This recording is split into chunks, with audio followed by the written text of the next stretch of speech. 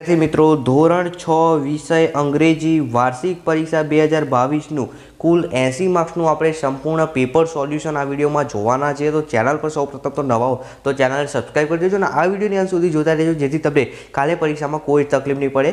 પ્રશ્ન નંબર 1 જે છે એની અંદર 5 માર્ક્સની પહેલી 5 ખાલી જગ્યાઓ આપી છે, તમને કૌંસમાં શબ્દો આપ્યા છે, એના આધારે તમારે 5 ખાલી જગ્યાઓ પૂરવાની છે। પહેલો પ્રશ્ન છે Amit will go to Delhi પછી ડેશ કાર, તો શું આવશે બાય કાર। પહેલામાં શું આવશે બાય, બરાબર, કૌંસમાં શું આપેલું છે બાય, એના આધારે। ચલો બીજું હેર લેફ્ટ આઈ ઇઝ, પછી શું આવશે, તો જુઓ હેર જે છે ને એની લેફ્ટ આઈ ઇઝ વીક, શું આવશે ઇઝ વીક। ચલો ડેશ હેવ ટુ બ્રધર્સ, તો આઈ હેવ, મારે બે ભાઈઓ છે, આઈ હેવ ટુ બ્રધર્સ। ચલો I dash all the apple, તો આઈ એટ એટલે ખાવું, okay, I ate all the apples. I love you dear mother, શું આવશે I love you dear mother. ખબર પડી ગઈ 5 ખાલી જગ્યામાં। ચલો આગળ વધીએ। હવે વિદ્યાર્થી મિત્રો આગળના ક્વેશ્ચનની અંદર તમે સ્ક્રીન ઉપર જોઈ શકો છો યોગ્ય ક્રમમાં ફૂલોના નામ બનાવો। તો આપણે યોગ્ય ક્રમમાં બનાવવાના છે, તો પહેલાં ABCD પ્રમાણે જઈએ, બરાબર છે। તો પહેલું શું આવશે ડોલગ્રિયમ, આ પહેલું આવશે નંબર 1। ત્યારબાદ શું આવે તો એઝર, ક્લિયર થાય છે।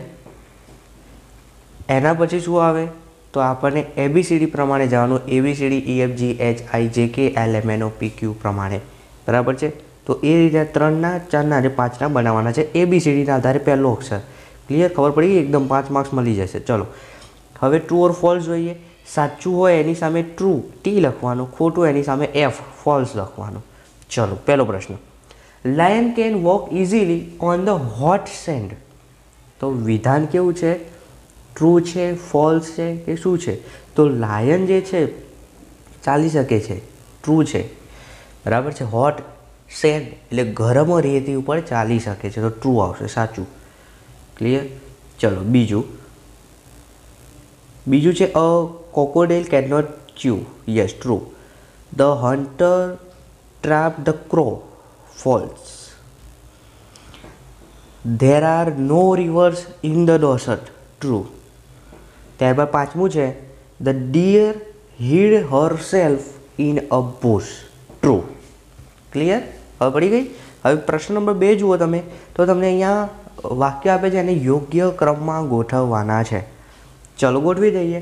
તો પહેલું શું આવશે doctor Rajendra Prasad was the first president, પહેલાં શું આવશે રાજેન્દ્ર પ્રસાદ, પછી બીજામાં વોઝ, પછી ત્રીજું ધ ફર્સ્ટ, પછી ચોથું પ્રેસિડન્ટ, પછી છેલ્લું પાંચમું ઓફ ઇન્ડિયા। ખબર પડી ગઈ પહેલામાં। ચલો બીજું જોઈ લઈએ। Mister Mafatlal was A lazy, અને છેલ્લું પાંચમામાં મેન, બરાબર છે। આખું વાક્ય આ રીતે થશે mister Mafatlal was a lazy man, બરાબર છે, આ રીતે આખું થશે।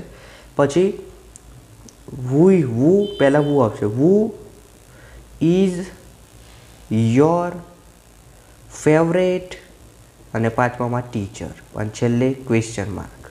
ખબર પડી ગઈ ને, who is your favourite teacher, પછી છેલ્લે ક્વેશ્ચન માર્ક। એવી રીતે ચોથાનું અને પાંચમાનું તમારે બનાવવાનું છે, એકદમ સહેલું છે, આવડવું જોઈએ, ક્લિયર, ખાલી ક્રમમાં ગોઠવવાનું છે। હવે આગળનો જે પ્રશ્ન છે એમાં નીચેના પ્રશ્નોના તમારે ટૂંકમાં જવાબો લખવાના છે। Who was the Cook of aviyal, તો એવિયલનું કુક કોણ હતું એનું નામ લખવાનું છે તમારે।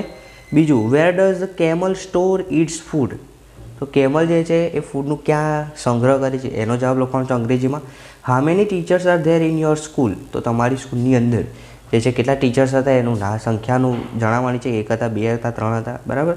વુ પ્રેટેન્ડ ટુ બી ડીડ, પાંચમું છે what did the Cook use to decorate the dish, તો કુક જે છે ડીશને ડેકોરેટ કરવા માટે શાનો ઉપયોગ કરે છે એનું તમારે લખવાનું છે।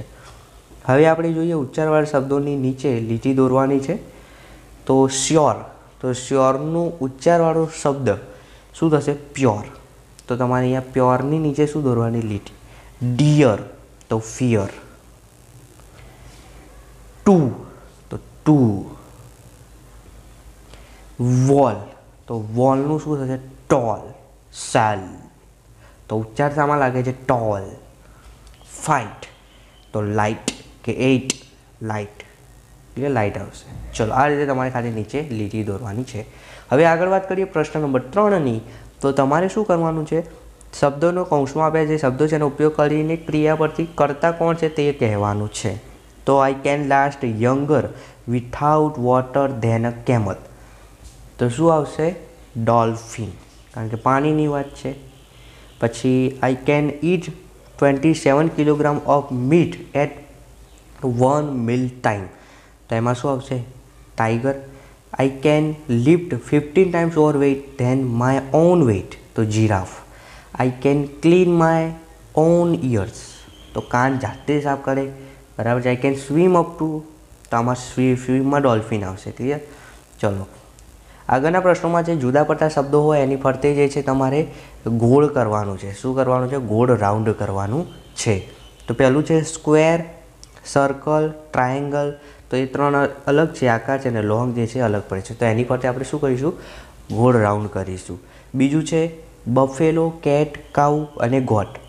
તો કેટ જે છે એ અહીં અલગ પડે છે. ક્લિયર? ચલો ફિશ, ટર્ટલ, કોડીર અને ક્રો. ક્રો કાગડો અલગ પડે છે. ત્યારબાદ ખોખો, ક્રિકેટ, હોકી અને ચેસ. તો ખોખો જે છે, ક્રિકેટ છે, હોકી. ચેસ અલગ કરે છે કારણ કે બેસીને રમવાની ગેમ છે, એ અલગ પડે છે. સ્પીકર, ફ્લૂટ, પિયાનો અને ગિટાર. તો ફ્લૂટ જે છે અલગ પડે છે. સિમ્પલ. ચલો હવે ખાલી જગ્યાઓમાં તમારે શું કરવાનું છે? તો કૌંસમાં જે ખાલી જગ્યાઓ આપી છે, એટલે કે જે કૌંસમાં શબ્દો આપે છે એના આધારે ખાલી જગ્યા પૂરવાની છે. તો ફટાફટ જોઈ લઈએ.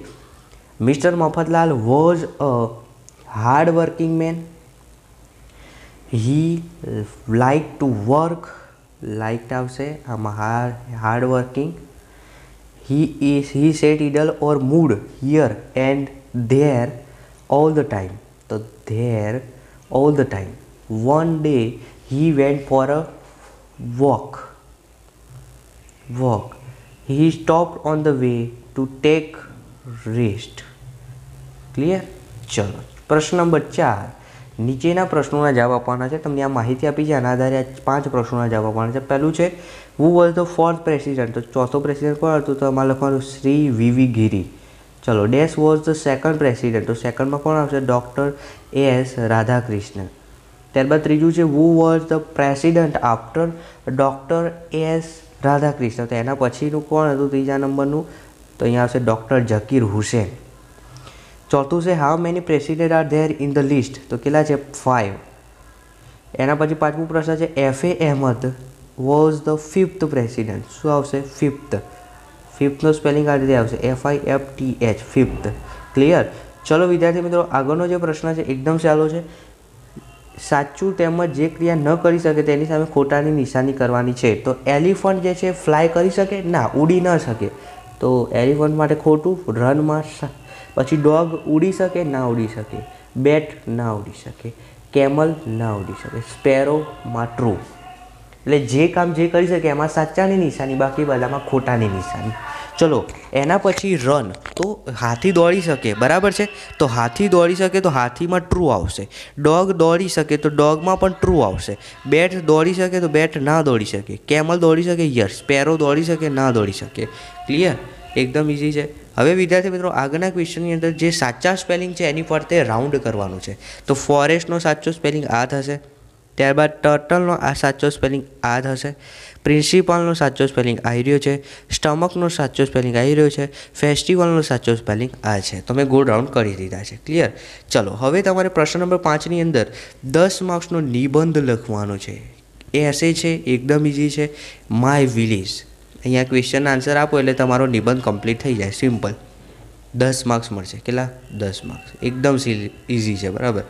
પહેલું તો તમારે શું લખવાનું? What is the name of your. તમારે વિલેજનું નામ લખવાનું. લોકેટ એટલે ક્યાં આવેલું છે તે લખવાનું. સિમ્પલ છે, બરાબર. ચલો એ તમારે ન લખવું હોય, બરાબર. 3 નિબંધ છે, 3માંથી કોઈ પણ એક નિબંધ લખવાનો છે. જો તમારે પહેલું નથી લખવું તો બીજું છે ડોગ, ત્રીજું છે ફેર, મેળા વિશે. તો 3માંથી કોઈ પણ એક લખી શકો છો. આગળ તમને 5 માર્ક્સનો પ્રશ્ન આપ્યો છે, ફકરો આપ્યો છે. ફકરા પરથી નીચેના 5 પ્રશ્નોના જવાબ આપવાના છે. જોઈ લઈએ ફટાફટ. Where was the Antelope sailing. તો એન્ડપોલ જે છે ક્યાં સેલિંગ કરે, was a large ship and sailing, તો સેલર્સ ઓન ઇટ, તો ક્યાં આવશે, બેસીડર ધ સેલર્સ.